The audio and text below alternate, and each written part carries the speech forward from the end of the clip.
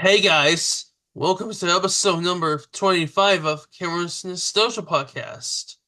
I'm your host, Cameron Strickland, and today I have with me Alex Greene. How are you? I am good. How are you doing? I'm doing good. Now, for any of the guys who don't know, Alex is the creator of My Bedbugs and many more.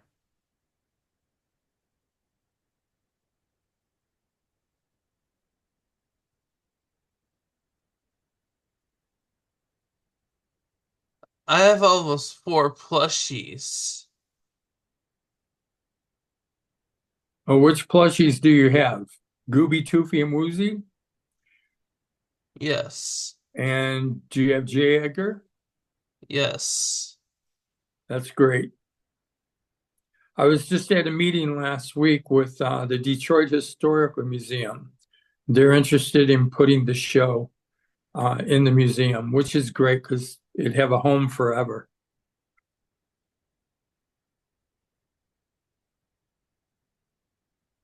Nice. So, how did you get interested in creating? I was a musician most of my life, and after years of really pursuing the elusive record deal. Um, I had a few incidents where it just musically it wasn't working out. And then I later transitioned into being a promoter and a producer. And one of the groups that I was promoting was a group called ICP, which is stands for Insane Clown Posse. And the one thing that struck me about them is I wanted to have a group without a face. And I thought, well, if I created a band without a face that no one could ever see, it wouldn't matter who the musicians were. And at the time I was married, I had a new family, and I was watching my son push around this vacuum cleaner as a toy. And it just made me think about things. And I sat down at my desk and started doodling. And I can't draw a straight line, but I sketched out an idea. I toyed with it for several months and then decided I was going to go into television because the music industry had sort of collapsed due to Napster and other things that were going on. So I put together a business plan, finished it, stood at my front door, and thought, I don't know anybody with money. And I wanted to raise $1.2 million to produce the show. So I just realized what I needed to do. I had previously written a pamphlet, and it was called How and Where to Find Investors. And it was based on some of my musical experiences with other groups and so forth. So what I ended up doing was reading that pamphlet a couple of times, and I knew exactly what I had to do. I went to work, I started raising money. I ended up raising $8.5 million to produce the show. I built a production studio. I have 52 people, 52 employees, I should say. And we did everything in-house. We did all the creative stuff and all the marketing. Everything was done within in the company of Green Stuff. And we had a blast doing it. I first took the program to WTVS in Detroit. They did the distribution for about the first 7 or 8 months. Uh, I needed to expand further, so I negotiated to get my distribution rights back, and we handled everything from within our company. And we went from 17% of the United States to about 70% within 90 days. And we just kept producing. Nice. So, your first creating career was My Bedbugs.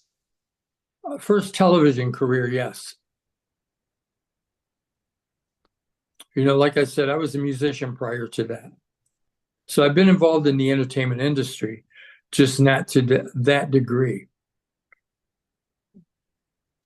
So, what was the show about? Well, primarily the show started off, the whole concept was to teach children to go to bed. And in the developing period, I realized that television wants their audience to stay awake. They don't want them to go to bed. So, so we had to change the premise. And so we started working on all around children, everything that to do with getting up in the morning and playing and activities. And it was the all around educational program. We didn't specifically stick to one genre or one subject matter. It was the whole child.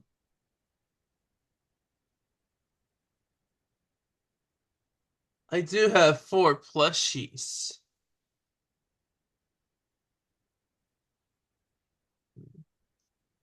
Woozy,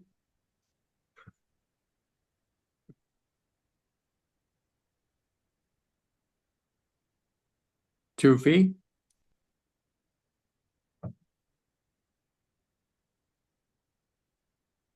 that's Gooby,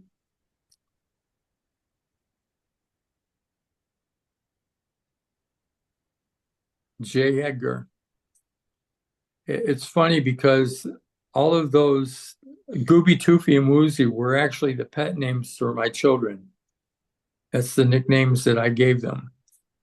So I primarily built the show around, you know, their pet names and the daily activities of what we experienced in our household.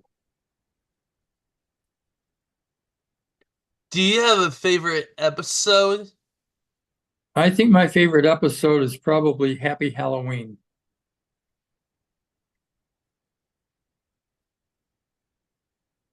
Do you have full episodes of My Bedbugs? I have every episode of My Bedbugs. Um, what happened was during the economic fallout, um, we lost control of the company. So another production company came in and decided to rebrand the show to the Oogie Loves, and which was a failure. Uh,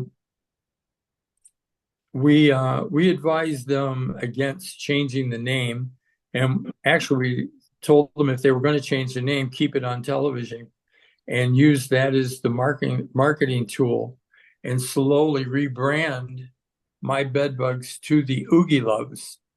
But they chose to do it another way, and they removed it from television, which took them 2 years to remove it. And then they tried launching the movie, which was a disaster. It's the uh, worst theatrical film. Wait, the worst theatrical release in all cinema history.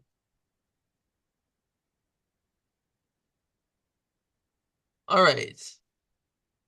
You have played role.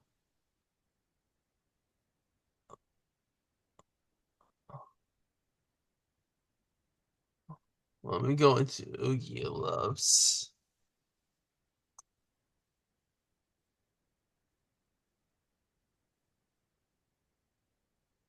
You got to be 2 feet in the suit.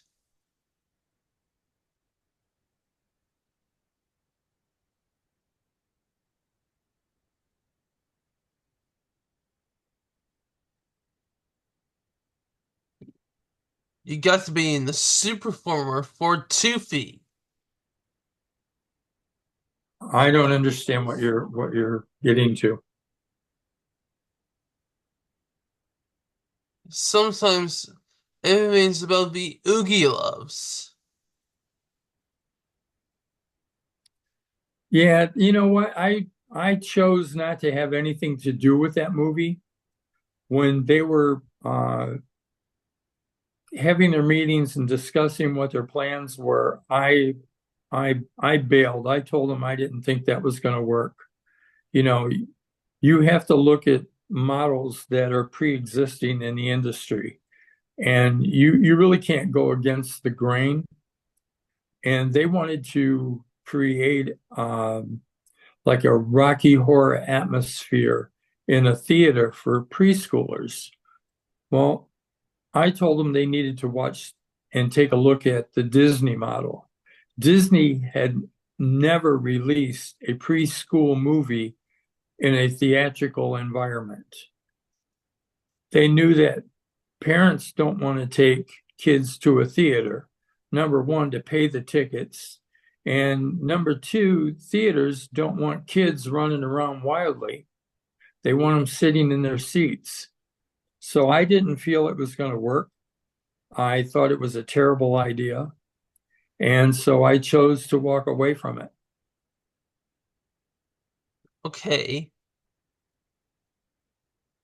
You have worked on the Detroit Music Revelation. Yeah, that was a documentary, the Detroit Music Revolution.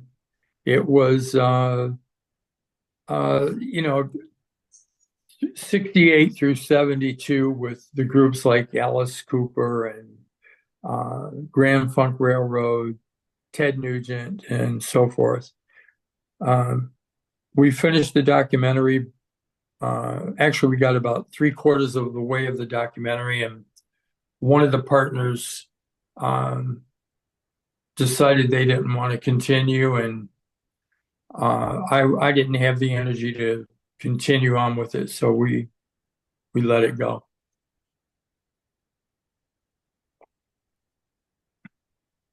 I have several projects that are in the works now. We have a movie called The Traveling Man, which is based on the life of Tom Weschler, who was a photographer and road manager for Bob Seger. And it's just a great story because Tom was with Bob in the early days of when Seger was just trying to make it.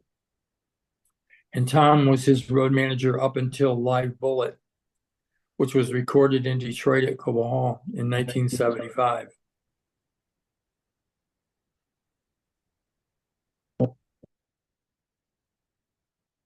And you worked on Social Graces. Yes, that was a reality series that we were pitching to the networks. We had some interest, and we did several pilots. Um, and as habits go and the industry is, things changed, and so it didn't get any legs.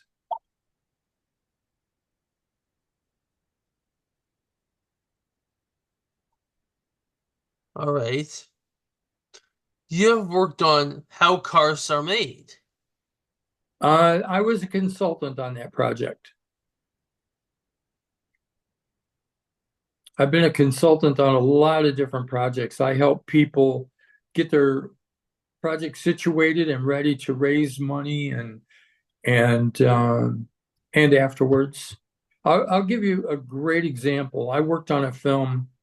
It was an independent film. They were raising $800,000 to do this film. We put together a business plan for them, and uh, when you do a business plan for somebody, it's not just for the investors, it's for the creators, it's for everybody involved to understand what they need to do, and they should follow that plan. Well, when they finished the movie, they obviously didn't read the plan. And the plan was to take the movie and do distribution rights in different territories throughout the world. Well, instead, they decided to give the rights to Amazon. As soon as you give the rights to Amazon, no one else wants it because everybody wants first eyeballs. Any distributor in any territory, they want to have it first. And it's okay to have it second, but they don't want somebody like Amazon or Netflix, a major conglomerate, to be able to access it. So anyway, they gave up the rights to Amazon. $800,000 they raised to do this. They make $900 a year from Amazon, and no one else will touch it. They have to live almost 800 years to pay back their investors. You ever heard of the American Public Television logo? Could you repeat that name? American Public Television. Oh, yes. They were my distributor. They were the distributor for My Bedbugs.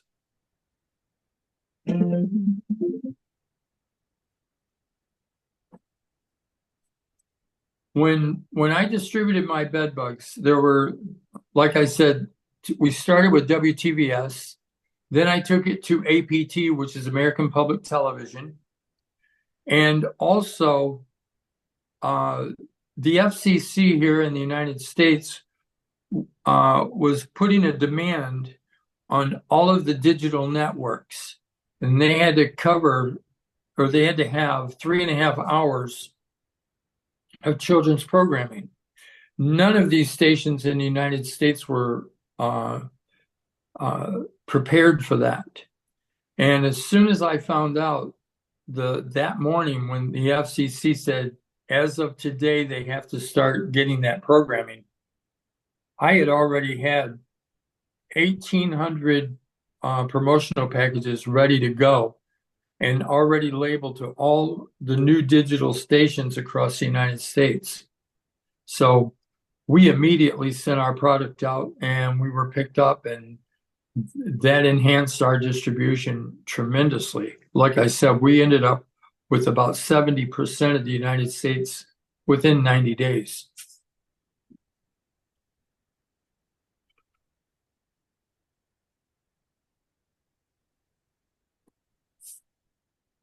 What about Golly Jeepers?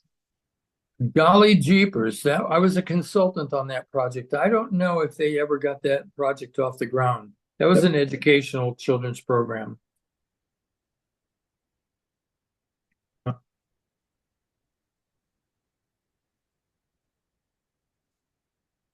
And you worked on Stream 1310. Yeah, that was a bizarre. That was a bizarre kind of a children's show. Um, and I'm not even sure if that's still being aired. It was again, I was a consultant on that program, and You I were, really wasn't a consultant on the program itself. I was more of a program on the business aspect of it. Again, they were raising money to continue production. okay. You have worked on Four Pals. Yeah, that was another consulting uh, position that I took on. You got to understand when I started My Bedbugs, uh, there really wasn't a lot of people doing what I was trying to do, and outside of being able to um, delegate the responsibilities of the illustrations and the production and all the different areas of the show. My real uh, position was to run the company and to raise money. I was raising money for several years. Um, Production to me was that was a given. That's just part of the business. In fact, we brought in a consulting firm, and when we were first starting out, and all we talked about for about 10 days was production, what the processes were and how we were going to do it.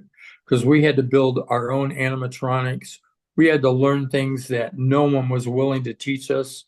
We found a company in Florida that had written a software, and so as we became their tester, I guess you would say, um, and it created uh, between the radio waves and the resistors or the servos. It it was a computer software that would enhance all the movements so that we didn't have to have somebody man the radios and controlling them with their thumbs.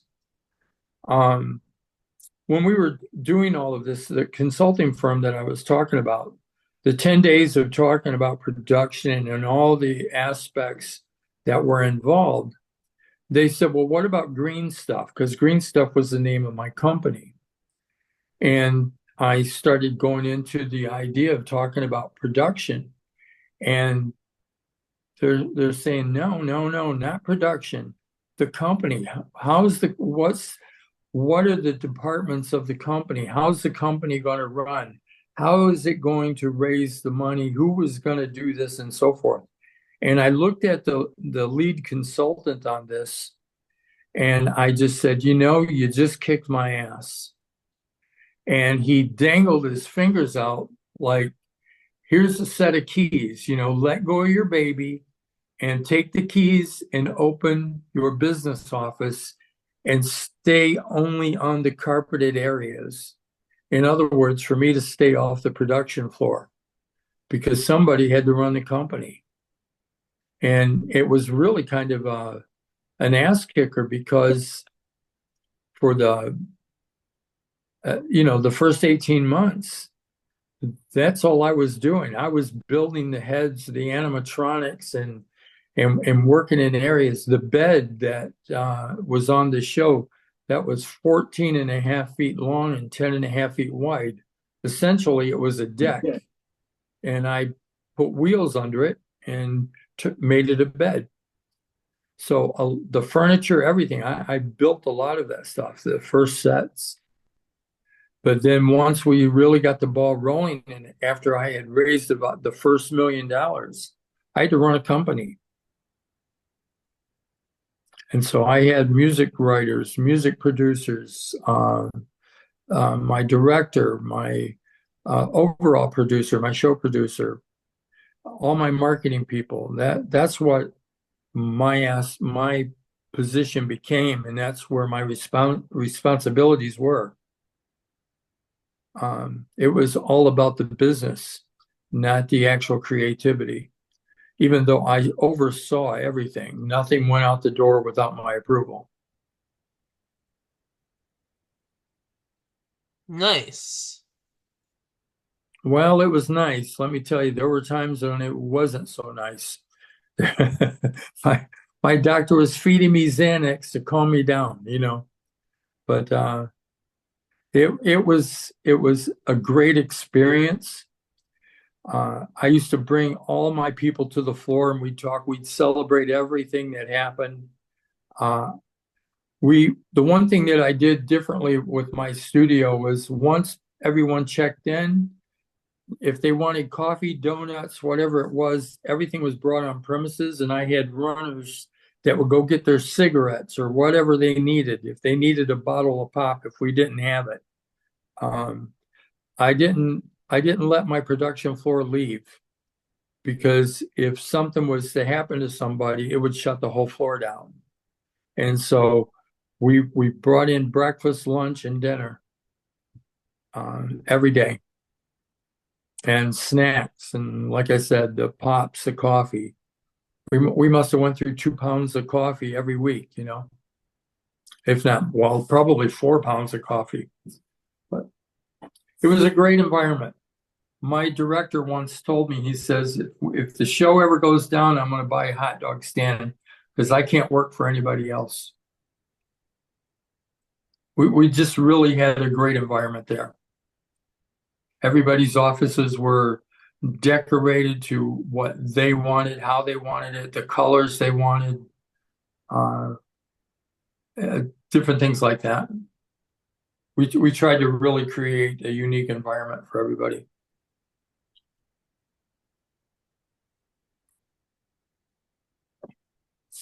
And it took the economic meltdown of '08 to take us out.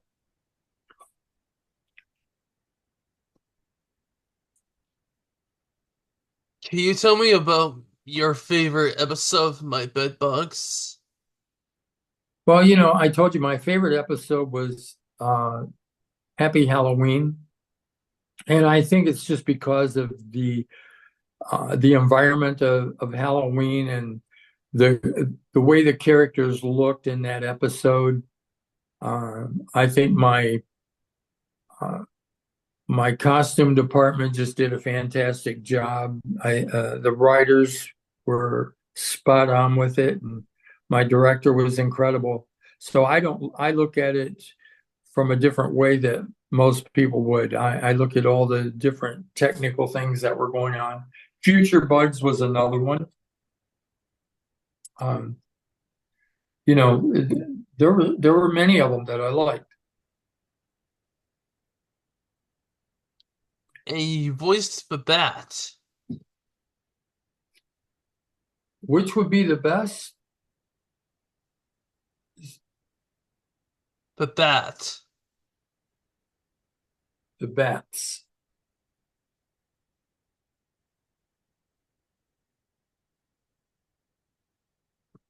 It sounded like this. Proceed to find the path to the wisdom of the dark forest. We had a great team of people, we really did. It was uh, I don't remember all the people that worked there. It's been a while, but the one thing that I was most impressed with, the person that I was mostly impressed with on our show was Rusty Arnold. Rusty wrote probably 280 compositions while working for me. He worked at a music store actually, and one day he just popped in and said, "I hate my job and I'm a I'm a keyboardist and I love writing and I'd like to write for you." And I was looking for somebody at the time, but I wasn't sure who. And I said, "Well, give me some examples."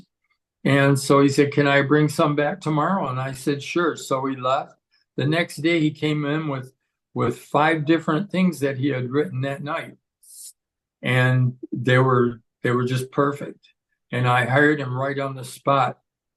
Uh, and I mean, this kid went from making probably $20,000 a year to making 60,000 with full benefits, with optical and all health insurance. He was just a genius. He came to me one time after the first year of the Emmys, and he said, "What's it going to take for me to win an Emmy?" And I looked at him and kind of laughed, and I said, "Get better." So the next year he won an Emmy. It was just that kind of an environment. It was great. I when we The last year that we were at the Emmys, I took home nine, six of them myself, and then the company also won three. And there were a couple of times when I went up to be presented with the Emmy, and then I walk off backstage, and by the time I got to the bottom steps behind the stage, my name was being called to come back up to get an Emmy. So I entered the stage from behind the curtain. It was a spectacular night.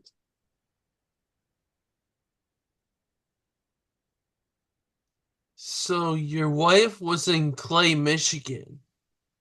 She lives in Clay, Michigan now. Yes, she's my ex-wife.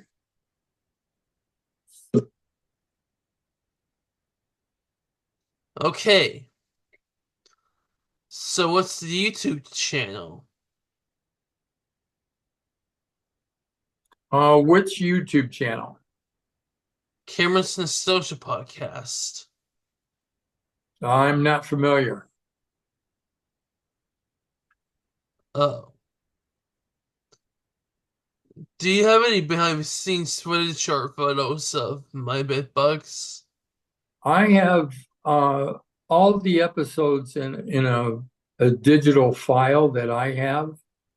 Um, there are people that uh, have access to those.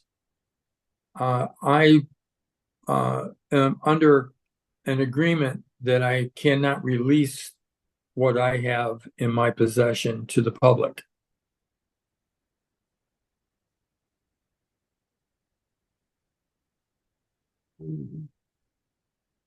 You should upload you should upload the complete series on YouTube.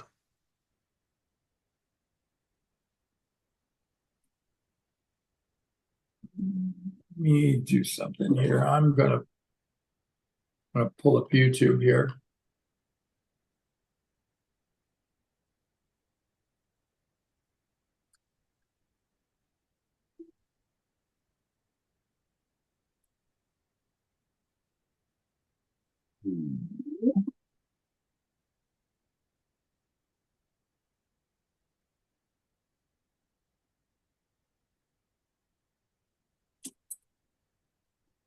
Oops, sorry about that.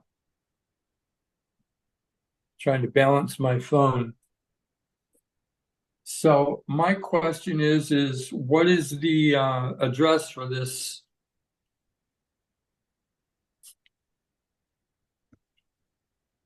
episodes? 2 Strickland's Road, Frenchman's Cove. Say that one more time. 2 Fr- 2 Strickland's Road. Isn't that your email address or your company? Well, my email is Cameron.strick without the K at gmail.com. 2 Strigan Road.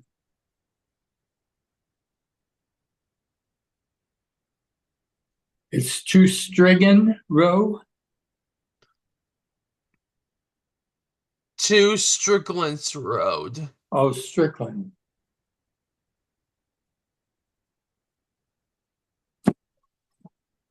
2 Strickland Road.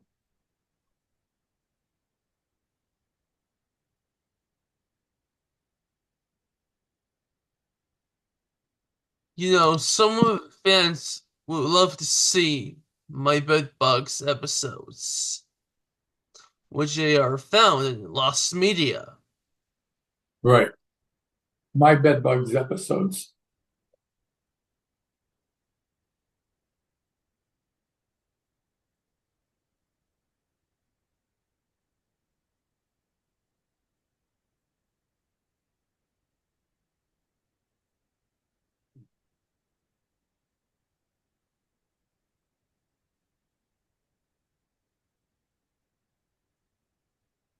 Yeah, what's funny, the castle, uh, that was a test with a new camera. Let's see.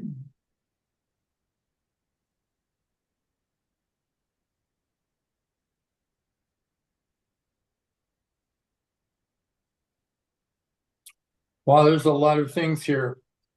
I have not seen these. I got to tell you, I really don't I don't search YouTube for my old shows, but it's amazing what's here.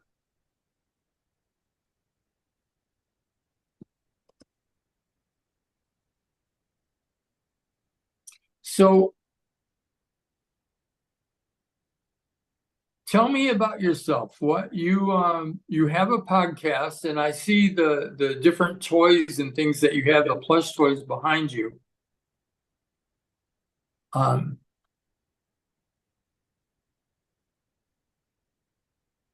I have 4 of them. okay, I have 2 DVDs and 1 CD.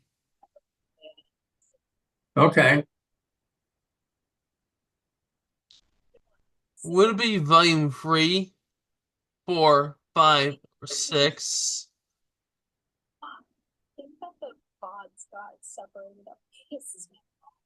Okay.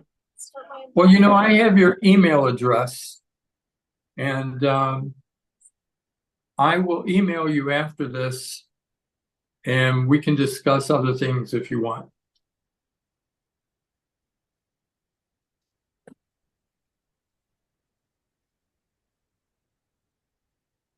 All right. Tanya Sharp was Scooby and Woozy, She was Woozy. Sonia Sharp was Woozy. She was the voice of Woozy. and she's in the body of Gooby. No, Tanya Sharp was not an actress. She was only a voice. We had the voice or the body of, in the costume of Woozy was Jackie, Jacqueline uh, Wells. Jacqueline Wells, that's right. And then Scott was in the body of Gooby.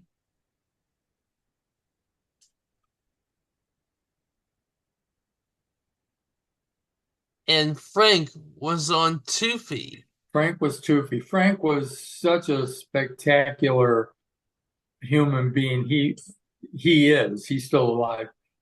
He was just hysterical in and out of the costume. And Jay Edgar was a robot, and Snoozy was a robot. Sometimes I remember watching the show when I was little in my old house.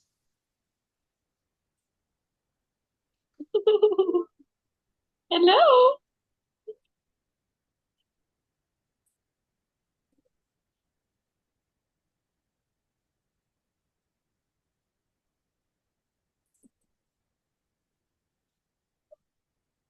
So you watched Jagger's special birthday a little bit. Oh yeah. Jay Edgar was, as I said, Jay Edgar was a robot, and we were building him. Inside his frame is actually a 6-foot ladder, um, and which we modified, but we used that as the frame. And then we used a Hot Wheels, or not a Hot Wheels, um, these cars that little kids drive. I can't think of the name of them right now, but one of them was it was a Jeep, a big wheels, or but it was a battery operated uh, little vehicle for kids. And my kids had voluntarily gave up their Jeep, and so we converted that into the motor frame for J. Edgar. And then I went to a Tractor Supply and purchased a housing on a lawn garden tractor, and it was a Toro, and that's the J. Edgar's outer shell with the base. So we modified a lot of things and just built so many things from just scrap. I have pictures of inside the heads, the framework, uh, the mechanisms that we use for things to move. We spent hours, days and hours and weeks and on, just constructing and reconstructing and trying to perfect what we were doing. I flew to New York one time to meet with the Jim Henson Studios.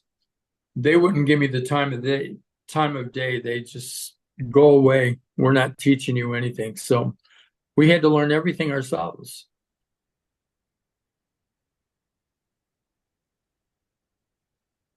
Okay. Can we see your stuff for My Bedbugs?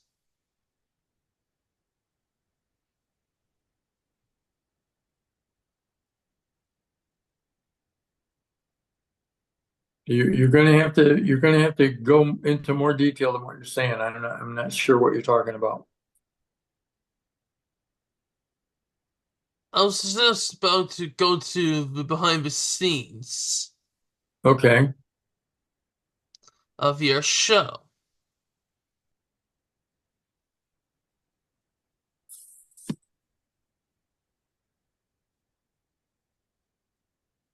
I have about 20,000 photographs that were taken from, behind the scenes during recording and so forth. And like I said, when we get through with this podcast, if you want, you can email me and I might be able to send you some things. There's some things I'm prohibited to share, but behind the scenes things and stuff like that, I can do. I can share those,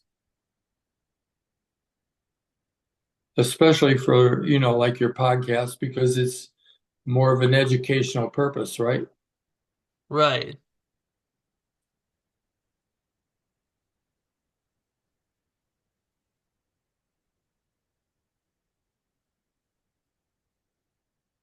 All right, let me see if I can send you something like right now. On Outlook.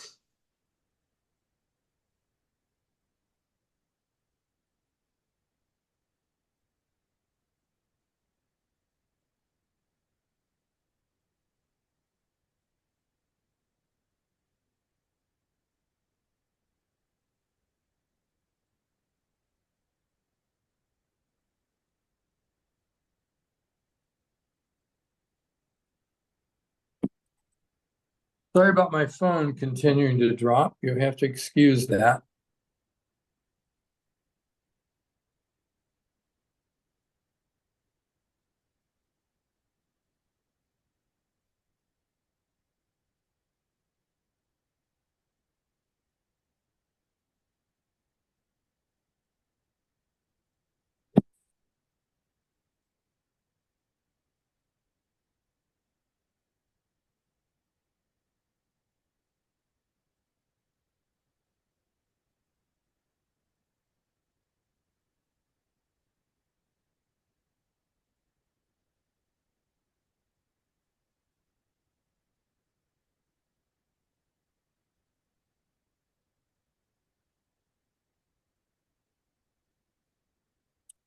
For instance, let's see, let me find this here.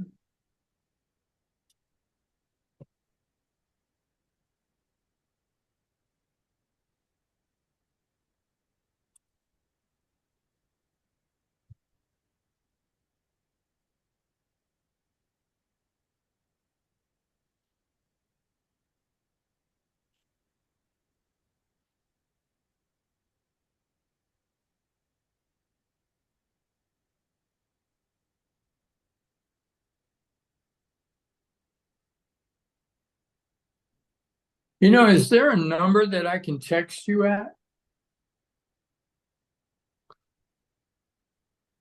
1-709-789-2838. Wait, wait, wait, wait. Hold on, let me get this going here.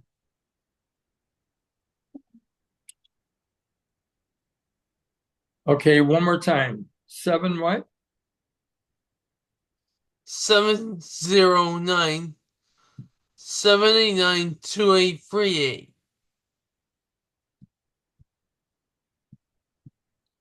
Okay, you gave me 709-792-838.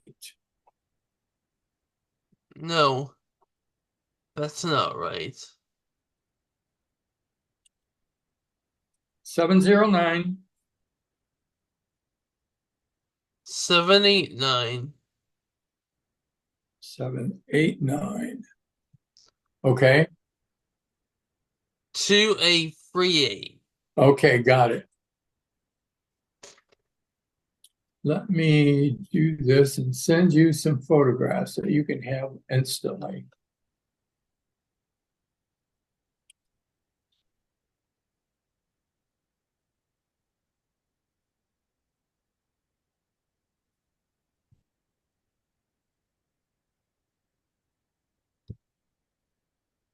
That picture that I just sent you, it's taking a second to get.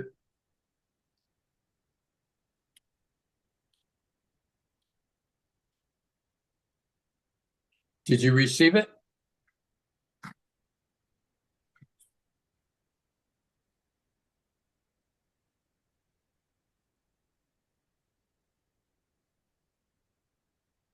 I haven't received it.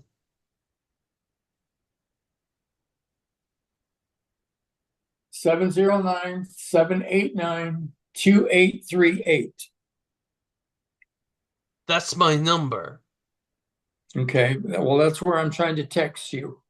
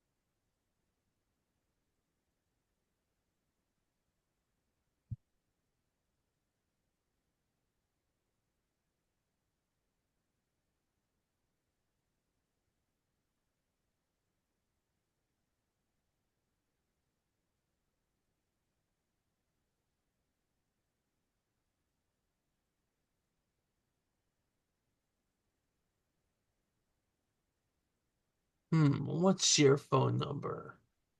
586 709 5754. 506. No, 586 709 5754.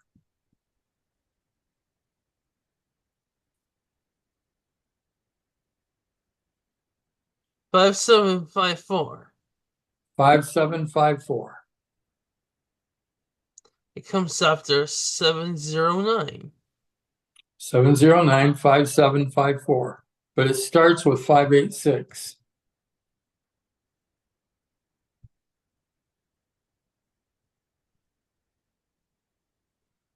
Here you go.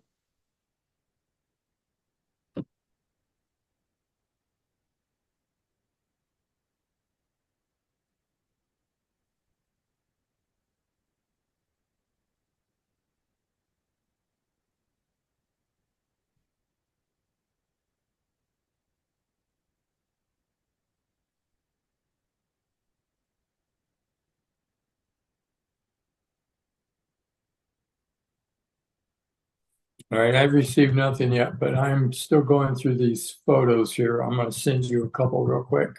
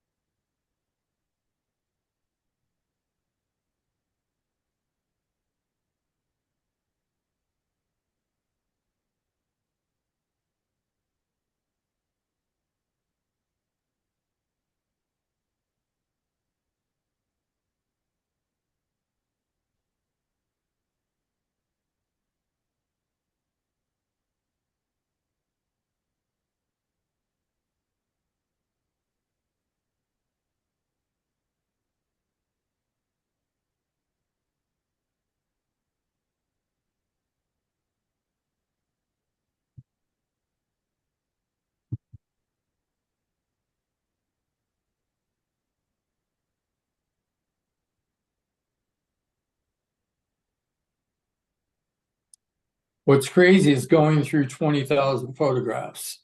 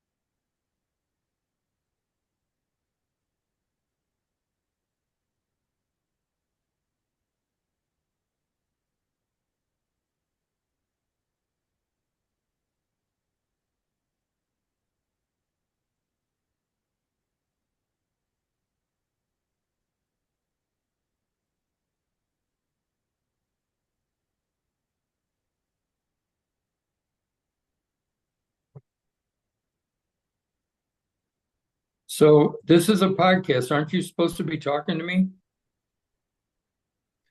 It is a podcast. Do you have any other questions for me? Things you want to talk about?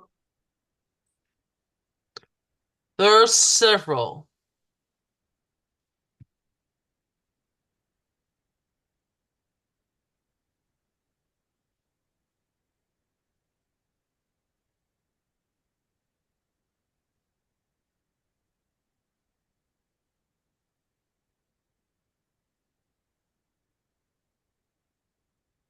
Um, what was it like working on Zombie Factor? That was one of the shows that I was a consultant on. I wasn't actually on the production floor of that.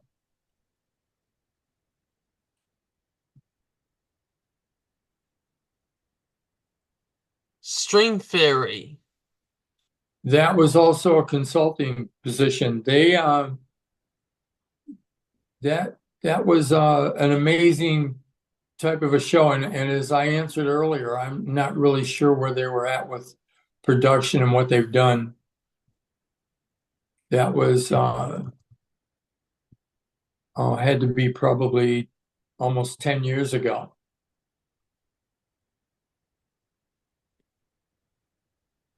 Sheer like.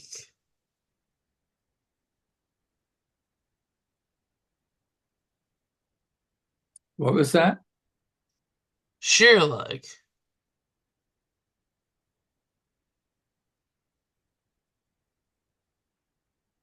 I'm having a hard time understanding you here. It's breaking up a little bit.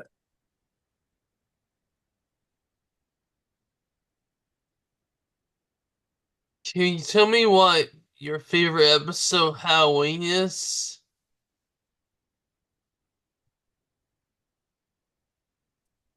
Um, well, you mean why it's my favorite? That's your favorite episode. Yeah, I explained that earlier. It was due to the fact of the costumes and the music and just the overall story. I just think it as a crew, I think it was well done.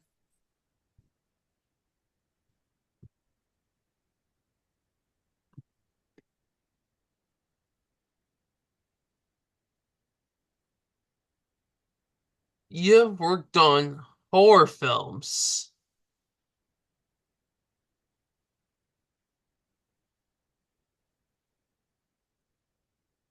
Yes. And Here, I preschool. want to. What?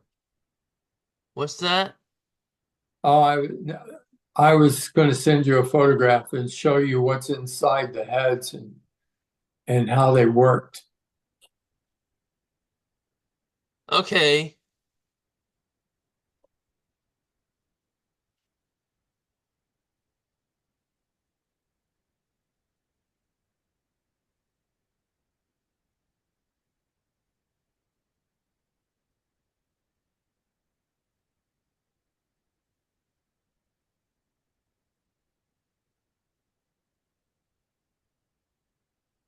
Wow.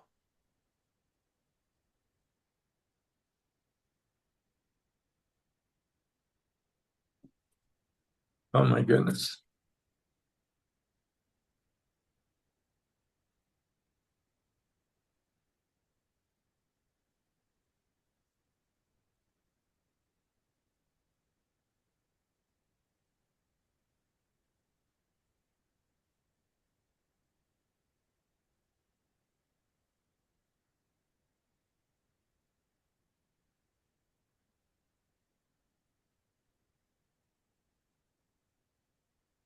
Did you send the picture, see the pictures that I sent you?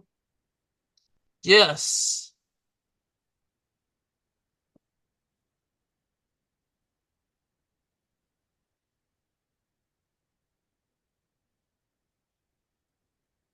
The doorknob that was on the show was the size of a kitchen plate.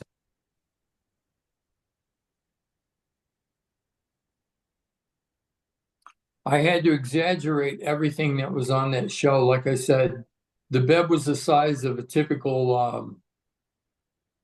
uh, a typical bedroom.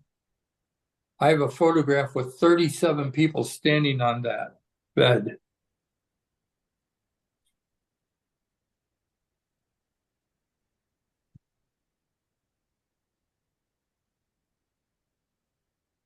A Do you photo. edit? What? Do you edit your show? I'm not very good at editing.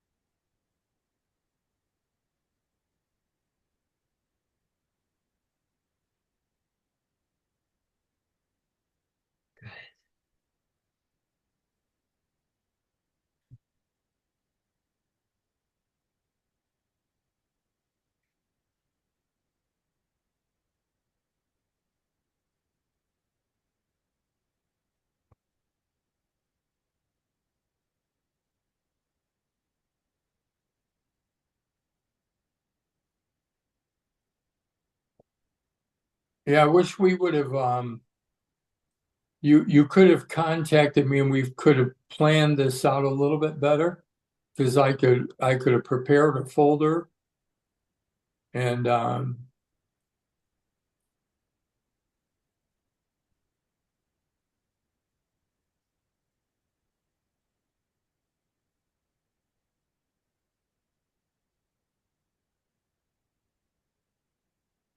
Do you delete this?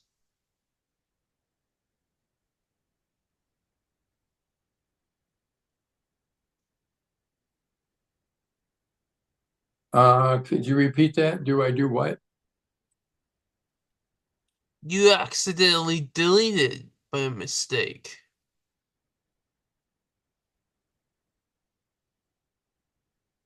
Mm,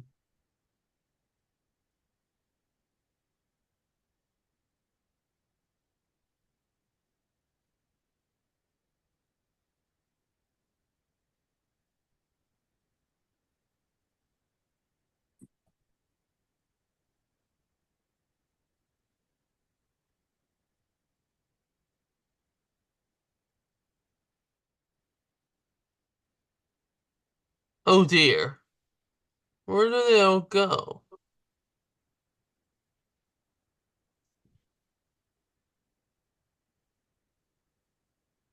Nothing, Mom.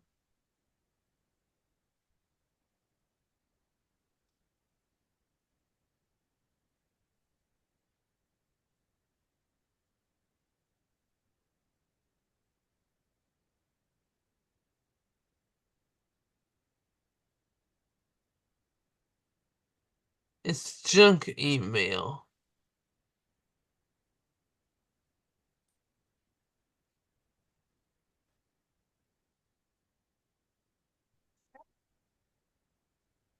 No thanks. Well,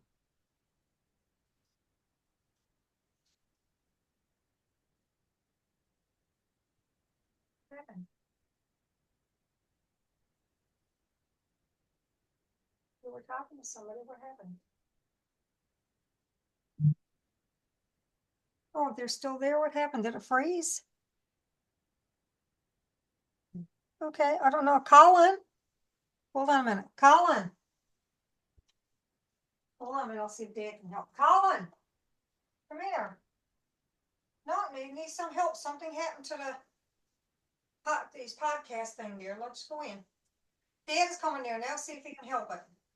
What is up there, but he's not hearing or not seeing or whatever, just see if you can give him a hand then. Cameron said, oh dear, what happened? Yeah, hang up there. I'm sorry, Alex. You accidentally took 3 more of that. It turns out to be 6. Yeah, I've sent you several. Put there, it's not junk.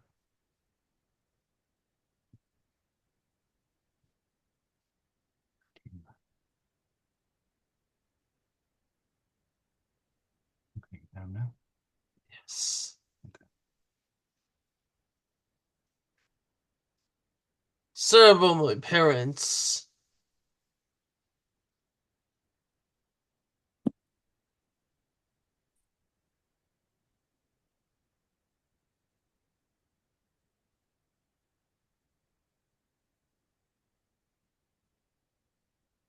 My bedbugs were on a Ford.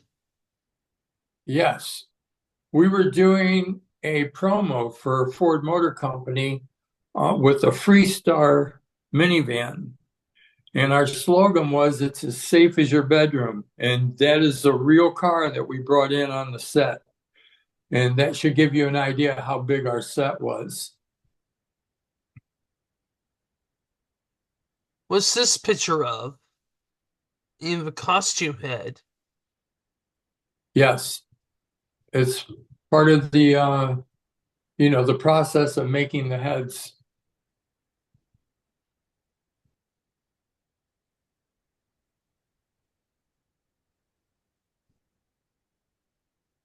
You did the county fair episode. Yes, We were having this egg spoon race.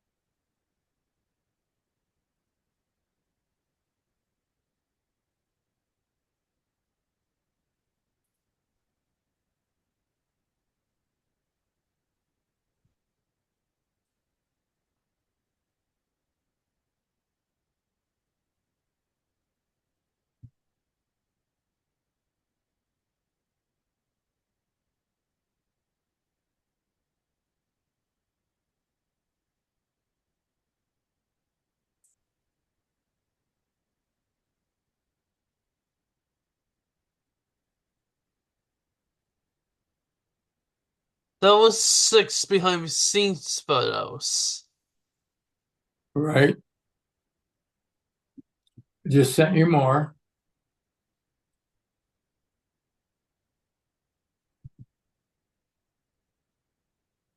Sending me more, huh? Yes, I sent you 4 more, I believe. 4 more.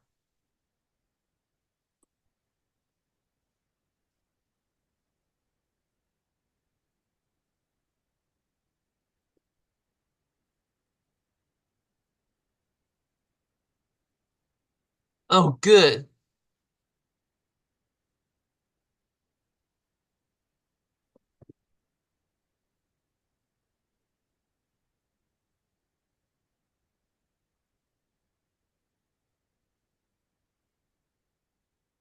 There's the modeling of the head. Right. And there's the My Bedbugs truck. Yes.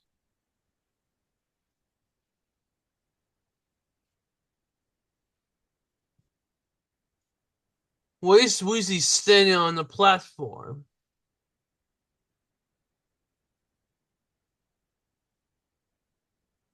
I that was just for a camera angle. I don't know what was going on there. There was a disco ball. Yes.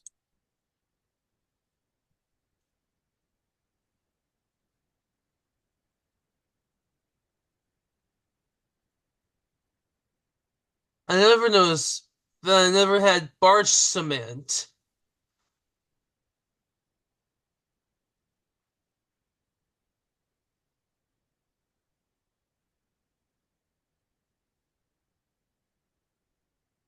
You ever saw barge cement?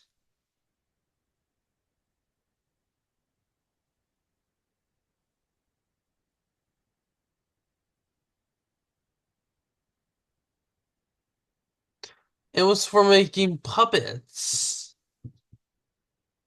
Oh yeah.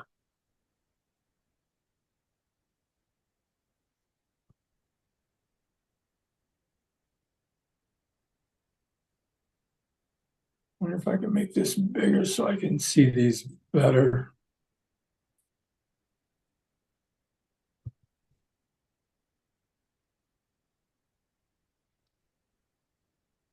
They were standing on the green screen.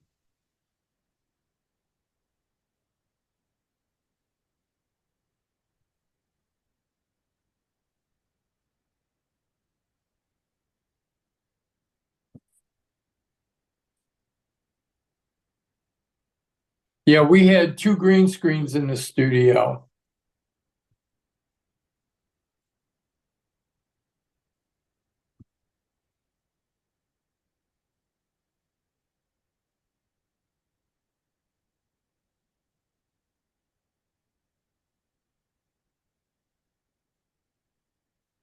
Are there any more behind the scenes?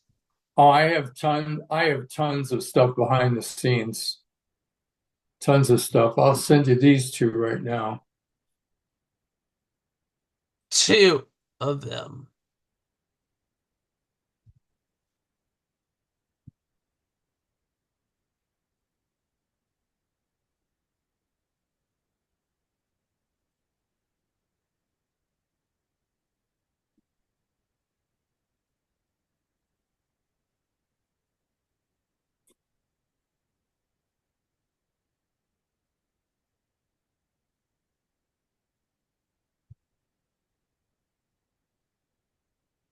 There's you with a camera. Yes. And I saw that child.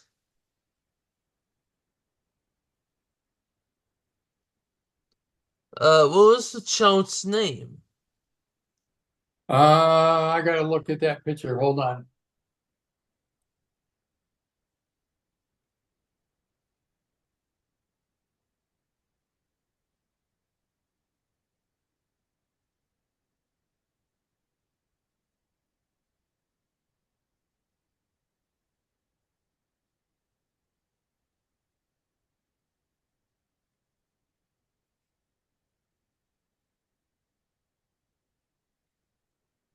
I saw that child in the background.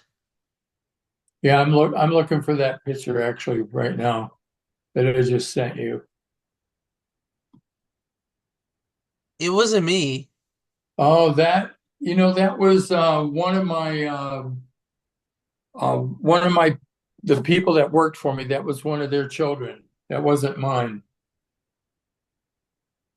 I really don't know what kid that was. Me neither. It was just someone in my staff. It was one of their kids.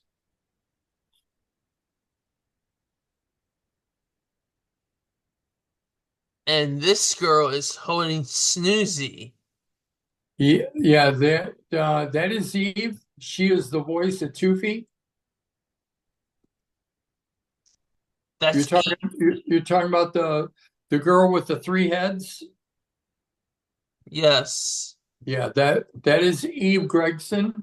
She was the voice of Tufi.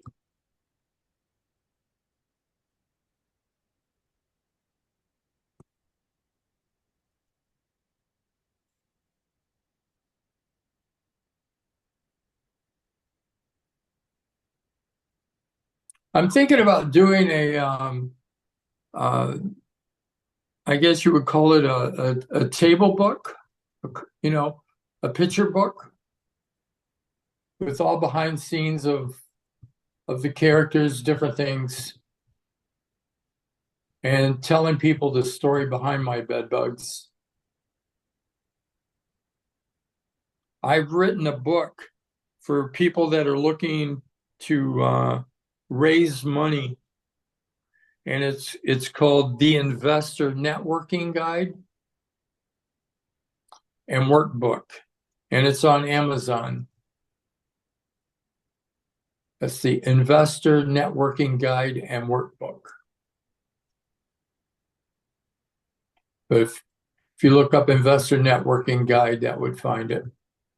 It's a blue book. And that is pretty much the principles that I use to raise money. When I started with the show, I only had $1,000 of my own money to put into it.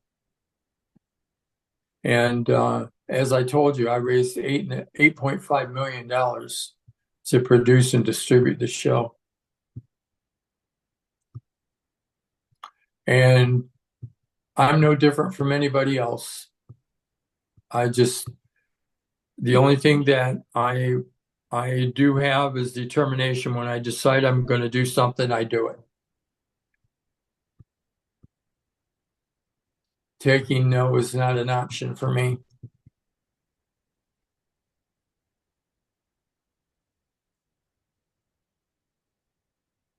Are there any more behind the scenes stuff? Yeah, I'm going to send you something really ugly right now. This is Ooh, this is ugly. ugly. Ugly. It's ugly.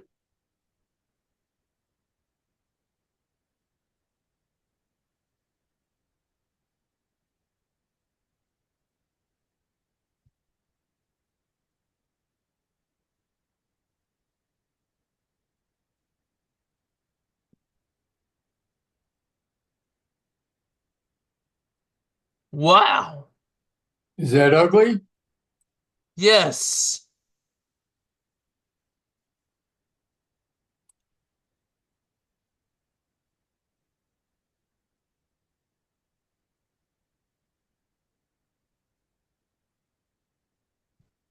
That's Tuvi's head. Yes.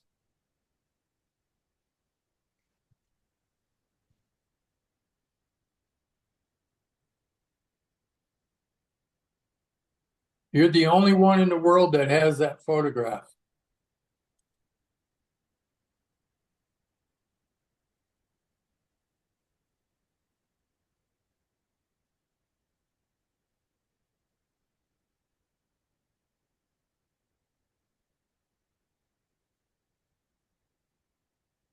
Let's see. How many photos do you send me?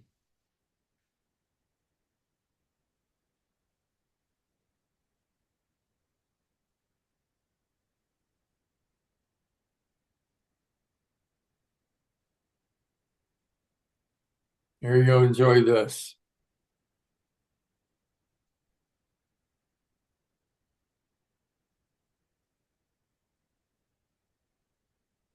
So I'll pull some photos together and I'll send you some stuff. All right.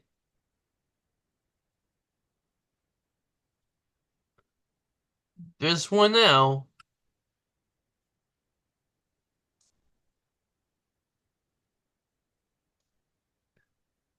Those bodysuits.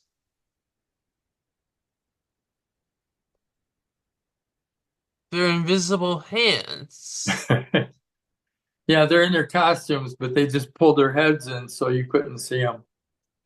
And they weren't wearing their heads.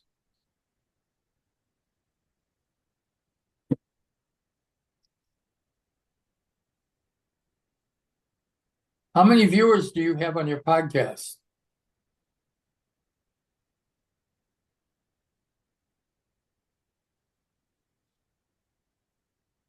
100 million trillion viewers. Yeah, there you go.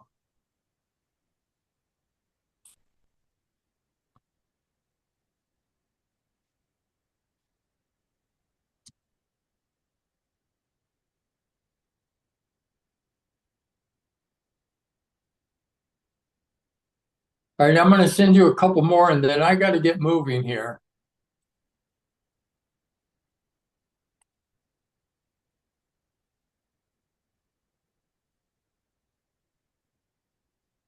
How many more? I'll send you three more. Well, actually, it'll be four more. 4 more. Yeah, I'm just grabbing some. I'm not being particular at this moment. I'm just because I have to get back to my other project that I'm working on right now. What's it called? It's called The Record Deal. It's a book that I am writing, and it's all about my career as a musician and the pursuit of trying to get a record deal in the industry, which was, 40 years ago.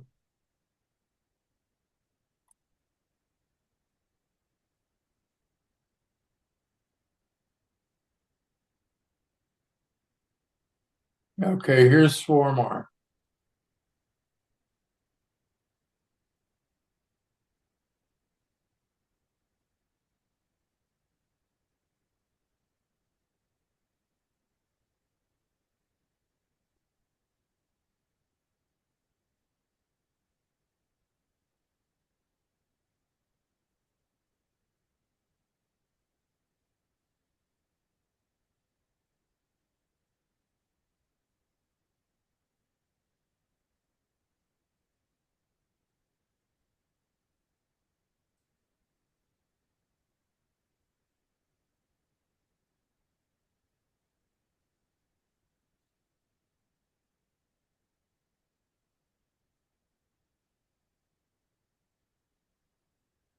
Okay, I have to let you go. I've got to get to work here.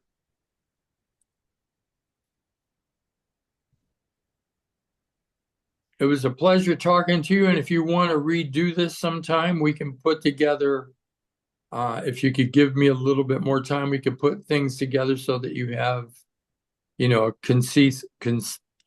something conducive and that can be a continuation so that we are fulfilling the time properly. Okay? Okay, well, thank you so much, Alex, for your time. Oh, you're welcome. And like I said, let's if you decide you want to redo this, let's do it so that we can use the time wisely and I can have some things ready for you. Okay? Okay, All right. You have a great evening. stay tuned. There will be more guests coming up. Until next time, peace.